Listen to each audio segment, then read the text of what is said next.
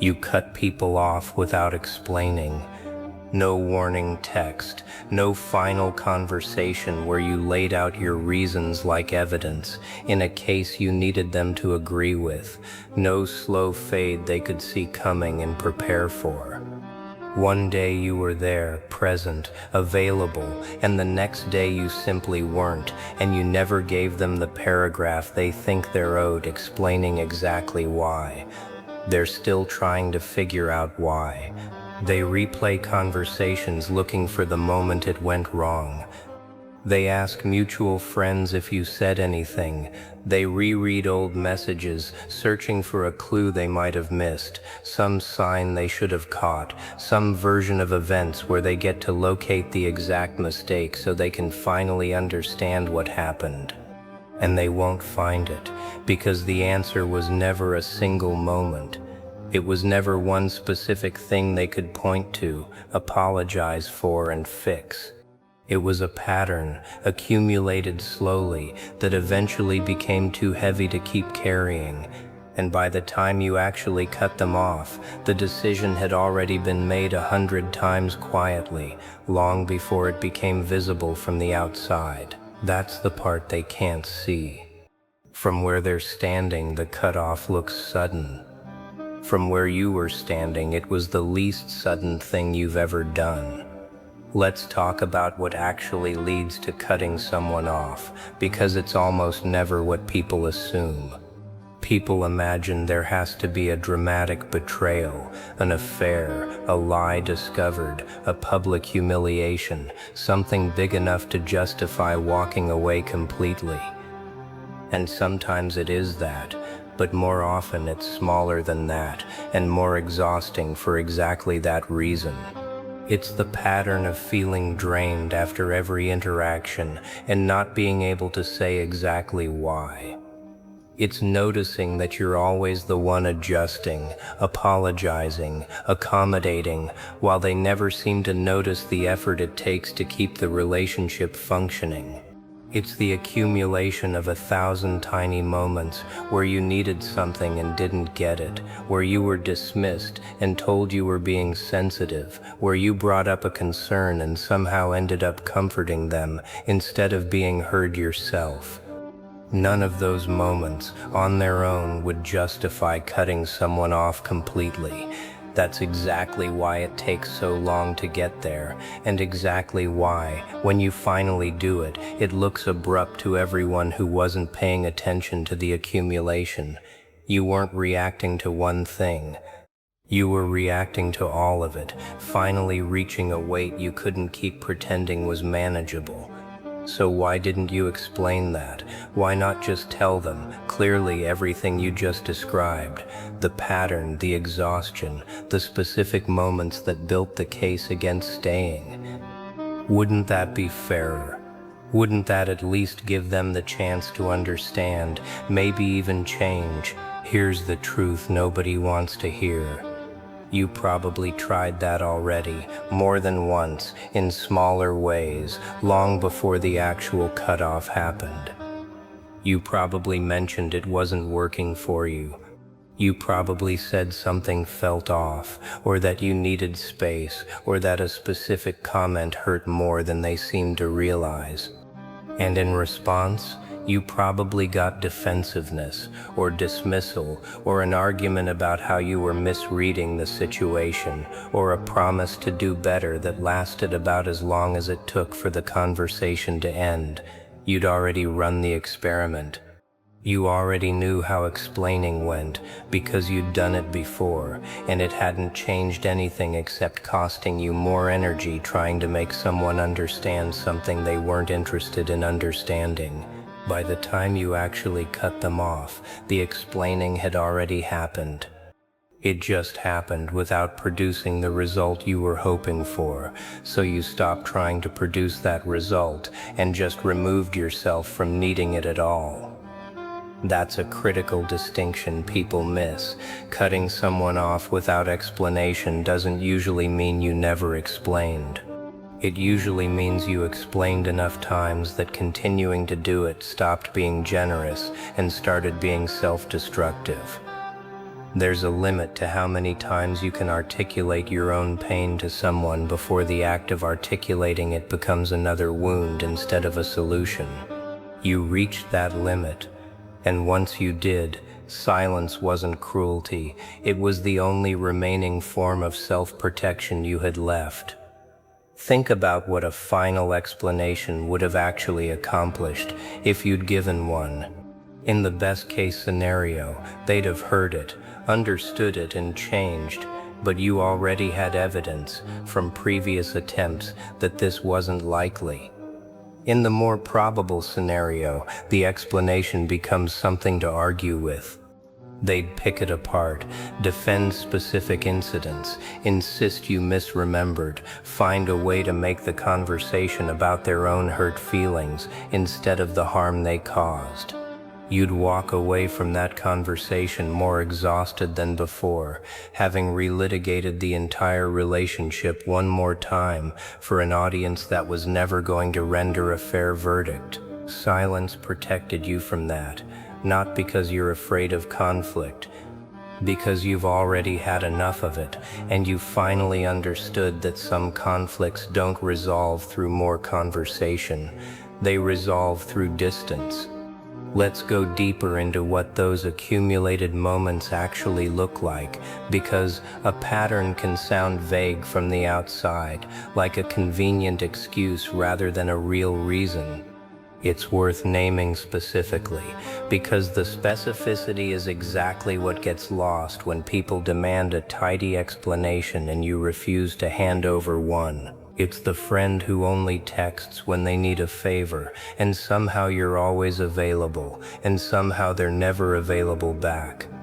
It's the family member who brings up your past mistakes at every gathering, always disguised as a joke, always landing exactly hard enough to keep you slightly smaller than you'd otherwise stand. It's the person who apologizes beautifully every single time with all the right words, and then does the exact same thing again within weeks, because the apology was never connected to any actual change in behavior. It was just a tool to reset the clock and buy themselves more time. It's the conversations where you bring up something that hurt you, and somehow, by the end, you're the one comforting them for having to hear it, apologizing for bringing it up in the first place, walking away having done more emotional labor defending your own pain than they did acknowledging it. None of those things told individually sound like grounds for cutting someone off entirely. That's exactly the trap. Each one on its own is small enough to excuse. It's just one comment. They didn't mean it that way.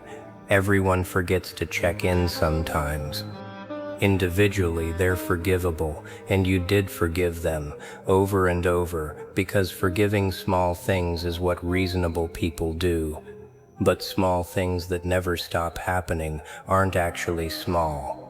They're a pattern wearing the costume of a series of unrelated incidents, and eventually you stopped being able to unsee the costume. That's usually the real moment things shift, not one big betrayal, but the specific instant you realize you've been mentally filing away years of "it's just one thing" into a folder that, taken together, paints an unmistakable picture. Once you see the folder as a whole instead of one page at a time, you can't go back to seeing it the old way. The individual incidents stop mattering as much as what they add up to.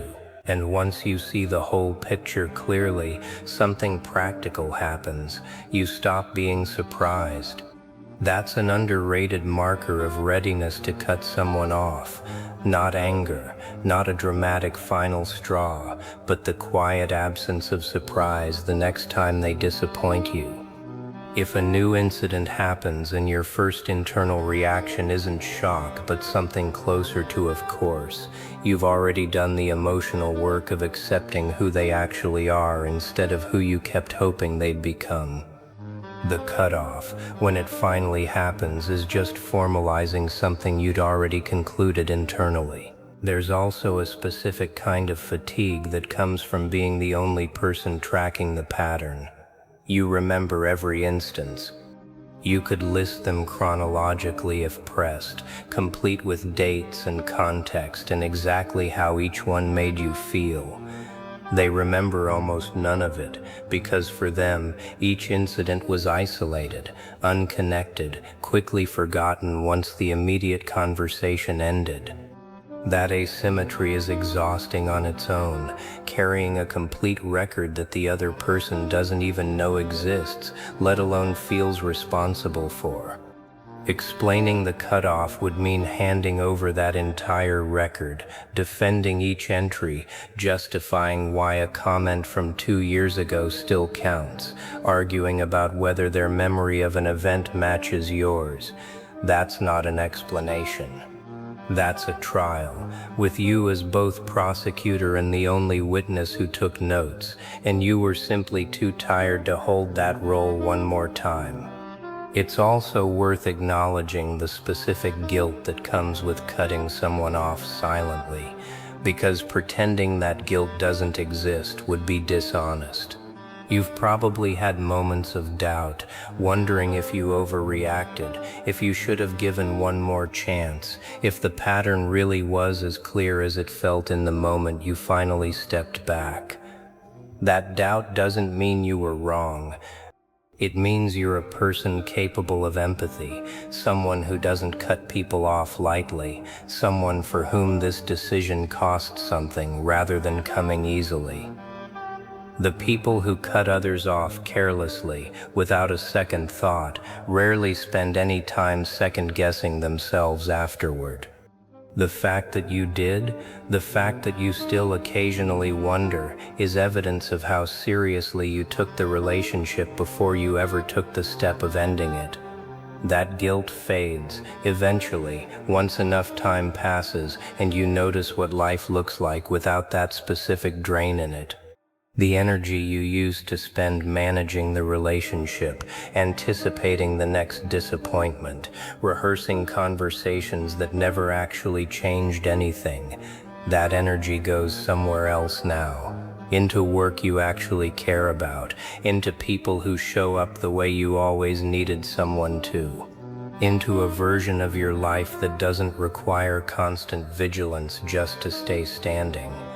And once you feel that difference clearly enough, the doubt about whether you made the right call gets quieter, replaced by something closer to relief that you finally trusted your own read on the situation instead of talking yourself out of it one more time.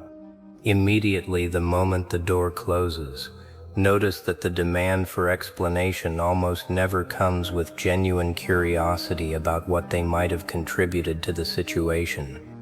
It usually comes packaged as indignation. How could you do this without telling me? Don't I deserve to know? This isn't fair to just cut me off. That's not someone looking to understand their impact. That's someone looking to regain access to the conversation, because as long as the explanation is still owed, the relationship isn't fully closed. There's still a door they can knock on, still a case they can argue, still a chance to talk you back into a dynamic that was draining you long before you finally stepped away from it.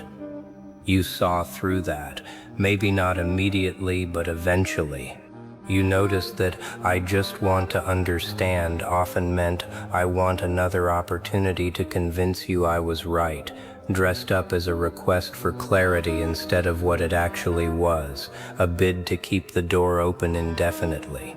So you closed it, without a summary, without a debate, without giving anyone the material to construct a counter-argument to a decision you'd already made peace with. Here's something else worth sitting with.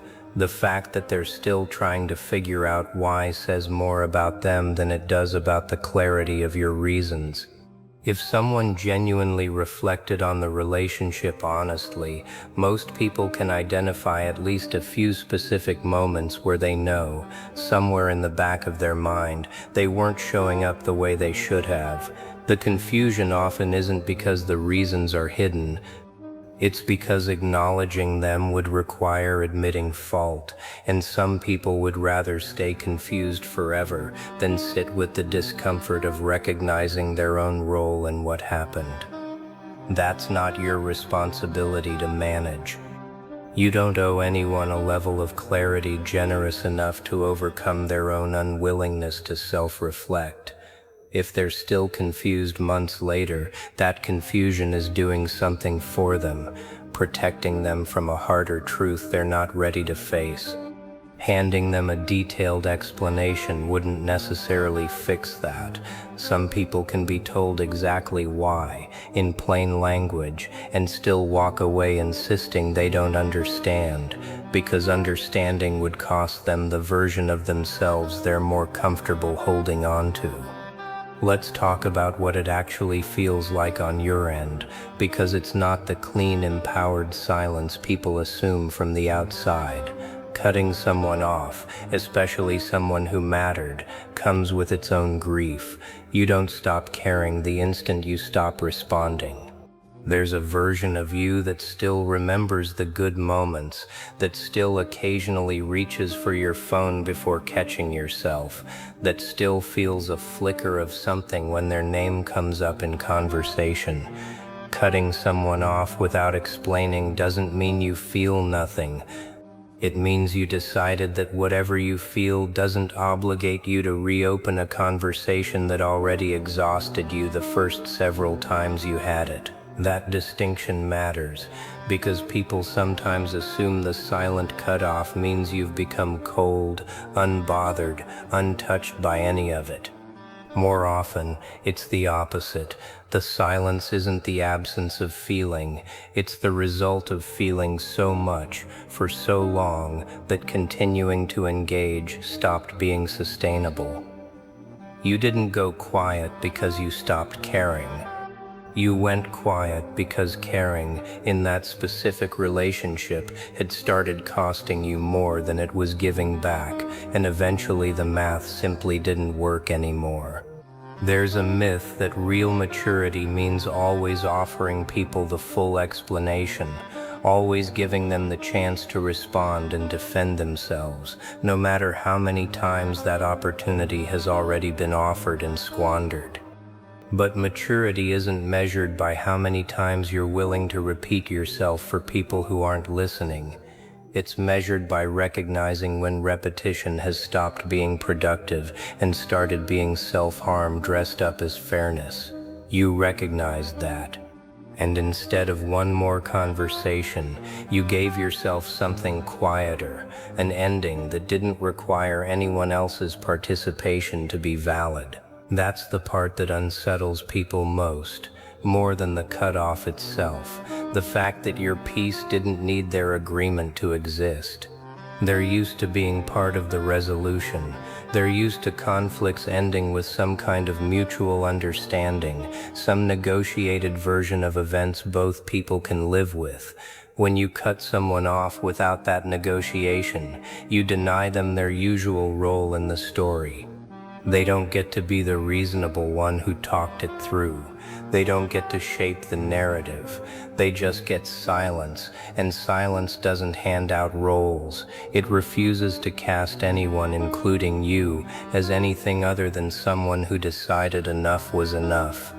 Some of them will eventually stop trying to figure out why.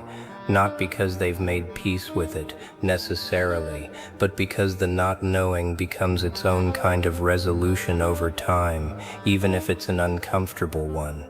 Others will hold on to the confusion for years, bringing it up occasionally, wondering aloud to mutual friends, never quite letting it go. Either way, it stopped being something you needed to manage the moment you decided the explanation wasn't yours to give anymore. Because here's the thing about closure, it was never actually theirs to receive from you in the first place. Closure is something you build for yourself, in the decision itself, not something delivered as a gift wrapped in a farewell speech. You already closed it. The moment you stopped engaging was the ending. It doesn't need a follow-up paragraph to be real.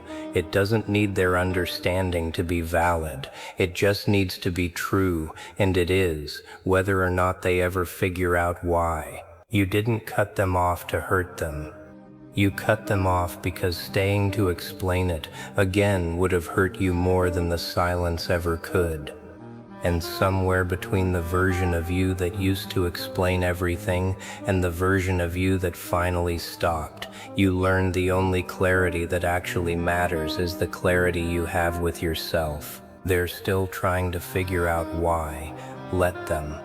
That question was never yours to answer for them. It was only ever yours to answer for you, and you already did. Maybe someday they'll piece it together on their own, looking back with enough honesty to see the pattern you saw, recognizing the moments that seemed small at the time but weren't small at all when stacked together. Or maybe they never will, and they'll keep telling a version of the story where you're the one who acted without cause, where the silence is the villain instead of a symptom of everything that came before it. You don't get to control which version they land on, and at some point you had to accept that too, that your peace couldn't depend on them eventually understanding, because that understanding might never come. What you could control was simpler. Whether you kept explaining yourself to someone who'd already shown you, repeatedly, that explanations didn't change anything. You chose not to. Not out of spite, not out of cruelty, but out of a hard-earned respect for your own limits that took longer to build than anyone watching from the outside will ever know.